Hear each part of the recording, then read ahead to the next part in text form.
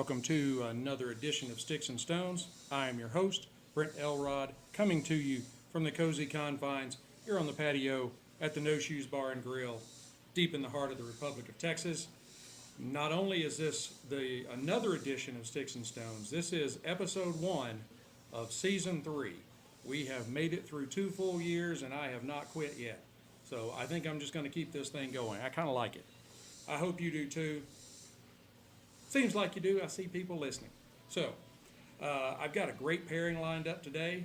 I am pairing a Brickhouse Maduro with Jack Daniel's Triple Mash, which is a bottled in bond Tennessee whiskey. I think you're going to enjoy it, so right after this we will pop the cork, cut the stick, and get to toasting. Now the Brickhouse Maduro, this is a Robusto. It is 5 by 54 on the ring gauge. It has a filler and binder that's Nicaraguan, and it has a Brazilian Arapiraca cloak around it. That's kind of a lot to get out for a country boy, but you know, it's medium to full strength. Visually, the cloak on it is really super dark. As I've done the last several episodes, I am streaming this live on Instagram until I get through introducing the matchups, and then you have to wait until the audio pops before you can hear my final thoughts. But as you can see, if you're on the video right now, it's a very, very dark, like chocolate brown. It is very tight seams, almost invisible. It's got some minimal veining, but not a lot. The few veins that are on it are pronounced. And it has kind of the feel of, you know, like, I don't know, maybe a really light sandpaper. It has a hint of tooth and a triple cap. Now on the nose,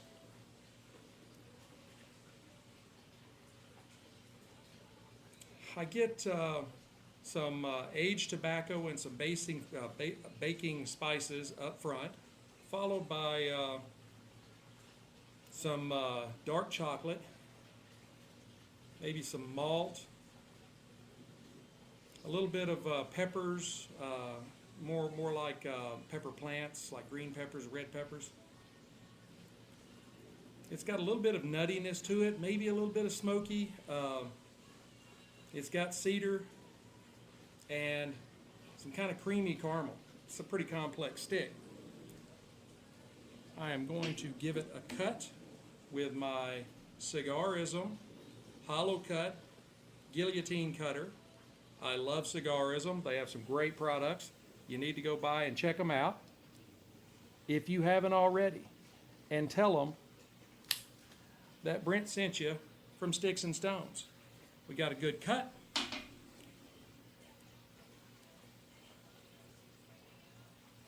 Now the cold draw gives us some notes of like black pepper,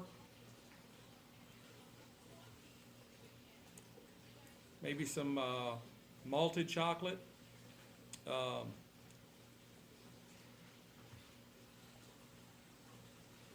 and some more caramel creaminess. It really does. The cold draw kind of plays right along with the nose. Now, Jack Daniel's Triple Mash is some fairly new offerings from Jack Daniel's. They've been out a little while, but it's where they've kind of, you know, strayed away from the old number 7 and Gentleman Jack. But, you know, Jack Daniel's may be the absolute best well-known whiskey brand in the world. I think everybody, when you see the old number 7 logo or the Jack Daniel's, even if you don't really know anything about whiskey, you at least have heard of that because it's, you know, in movies and advertisements and all kinds of stuff. This Triple Mash offering is a blend of straight whiskeys. It's bottled in bond, which is a label for an American-produced distilled beverage that has been aged and bottled according to a set of legal regulations contained in U.S. Government Code Standards of Identity for Distilled Spirits as originally laid out in the Bottled and Bond Act of 1897. And yes, I did have to read some of that because I couldn't remember it all. Now, this came out, the release date for the triple mash was May of 2022. So like I said, it's been out for a little while. It's got alcohol by volume of 50%, so it's 100 proof. It's a non-age statement, but it's based on the bonding regulations. It has to be aged for at least 4 years. Now the mash bill, and this is something I'm going to have to read too because there's a lot of it, but you need to understand, 60% of what goes into this bottle is Jack Daniel's Tennessee Rye. Now the mash bill on their rye is 70% rye, 18% corn, and 12% malted barley. 20% is Jack Daniel's Tennessee whiskey, and it's 80% corn, 12% rye, and 8% malted barley.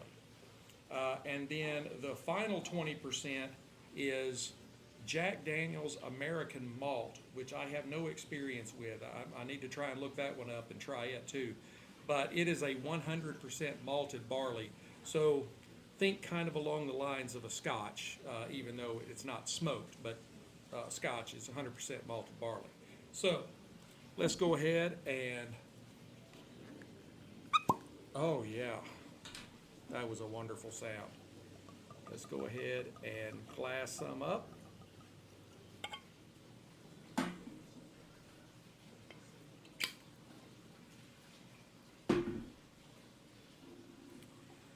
Now this has, the folks on watching on Insta, you can tell, this has a beautiful reddish copper color.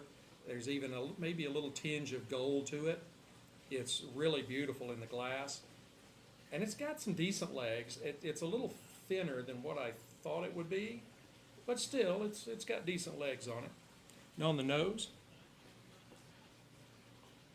it is very gentle. It doesn't hit you with a big wave of alcohol nose burn. I pick up a little bit of earthy aroma,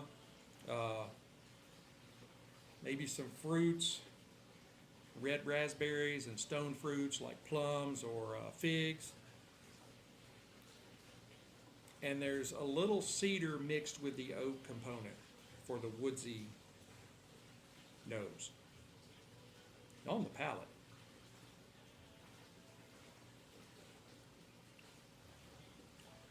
that's exceptionally smooth going down to be 100 proof. It does hit you on the finish, but when you first put it in your mouth, it is just velvety smooth.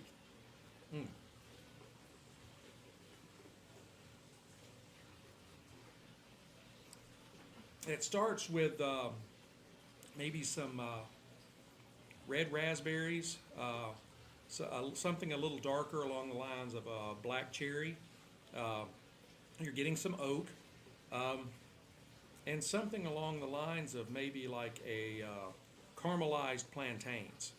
That's about the best way I can describe it. If you don't have any experience with plantains, it's kind of like a banana, kind of, not really, but looks like it. And they are very good, especially if you caramelize them in some sugary syrup. However they do that, I don't know, I'm not a chef. The finish is kind of a short to medium finish. It does offer you some, like a little bit of cinnamon, some vanilla, and a little bit more spice and oak. All in all, this is an outstanding whiskey. I really like this. This is my first time trying it.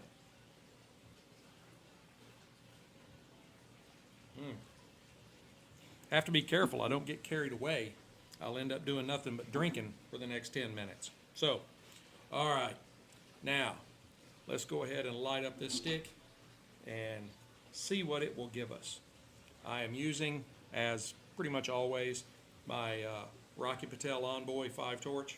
Envoy, not Envoy.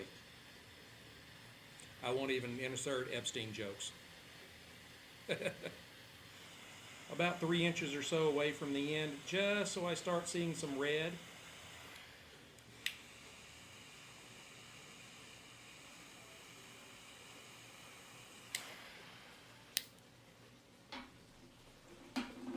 And then I kind of I bring the cigar and the lighter a little closer together, but I just touch it, just barely touch it to the flame, and just wave it back and forth. Make sure I get a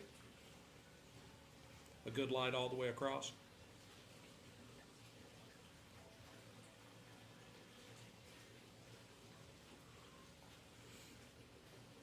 I'm getting, and something that's kind of weird, but I really like it, is like something along the lines of malted chocolate, kind of like Whoppers, you know, those little round balls covered with chocolate, and you crunch them up. Oh, yeah. So something along those lines.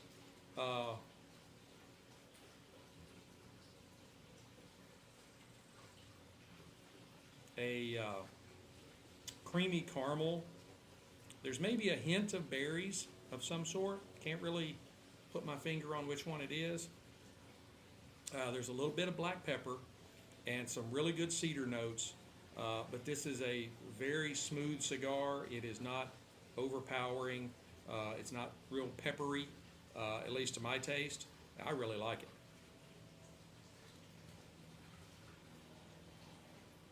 And it is putting off a phenomenal amount of smoke. I really like this cigar. Let's go ahead and try these together.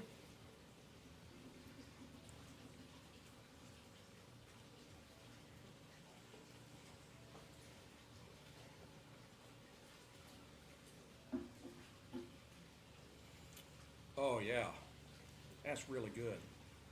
That's really good. I'm getting, I'm sorry if I'm a little big on the video screen. I make sure I lean into the microphone. I'm getting a little bit of fruit, you know, off of both. Like I said, I couldn't put my finger on the exact kind of berry. It's getting kind of a fruity flavor on the stick, and then we had some like raspberries and black cherries in the triple mash. There's also you know, kind of a creamy caramel in both, kind of tying it together, and then there is some really good notes of cedar in both. So that kind of builds an underframe for the rest of the palate of both these together. These are going great together. I'm going to go ahead and burn this down to the halfway mark, and I will come back and give the audio listeners an update, and I'm going to drop off the live video. So for the audio people, more is coming right now. Hey Stoners, I am back. Here at the halfway mark, the stick has brought out some more dark chocolate, some espresso kind of taking the lead, followed by some baking spices like cloves and nutmeg, and maybe even a little bit of spicy ginger in there. The triple mash was an excellent choice for this matchup, and I could not be happier with the way these two are going together. They're offering a wonderful smoothness it's really hard to find in both a stick and a spirit at the exact same time.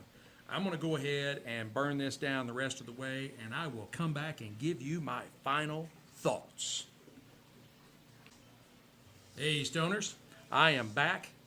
Our glass is empty, our stick is down to the band, and they went together exceptionally.